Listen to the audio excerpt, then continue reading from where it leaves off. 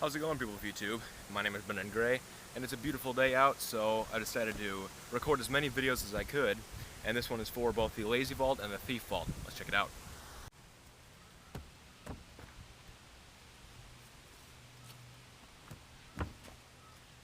When first learning this, I would not recommend learning it on something like this. If that's all you have, then I guess you'll have to, but I'm going to be showing you guys how to do it on something else. On first learning this movement, you're going to want to do it on something thinner, because that way it'll be a lot easier for you to do, and especially when you're first starting it out, you don't want to make any mistakes. You don't want to have to push yourself too far.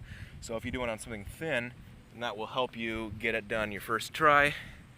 Hopefully you will. Now the lazy vault and the thief vault are two very similar movements, so similar in fact that some people call them both the same thing, both the lazy vault or both the thief vault.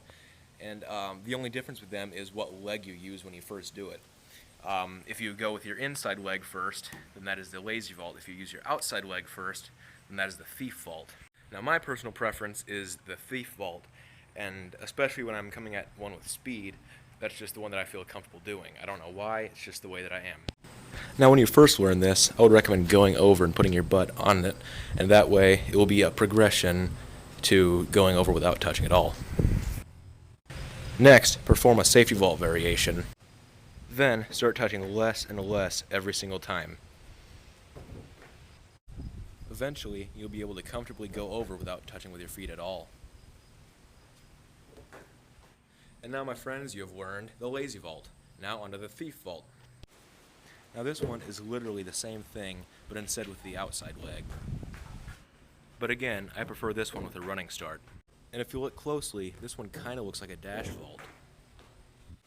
Now when you're mid-air, you're going to kind of reposition your body so your outside leg is the one that steps down first. Now I much prefer training these ones on something wider like a picnic table, because that way I can, well, practice going extra distance, but also I have more room for error. For example, something this thin, if I'm running towards it, I don't have all that much room for error. So if I make a mistake, I can't really fix myself quite as easily, and I'd have to be more cautious as to where I set my hand and the timing and everything. So I just much prefer practicing it on something a little wider. Sorry, I'm out of breath.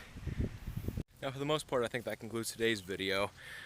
Those are very, very simple ones to do. They're also really efficient, and that's why that's called the lazy vault. The thief vault, I don't know why that's called that, but yeah, anyway, it's really efficient and simple, and I kind of have a bad knee right now, so I can even do it then, but I think right now it's kind of helping be therapeutic, and it's not really hurting all that much anymore, so that's good.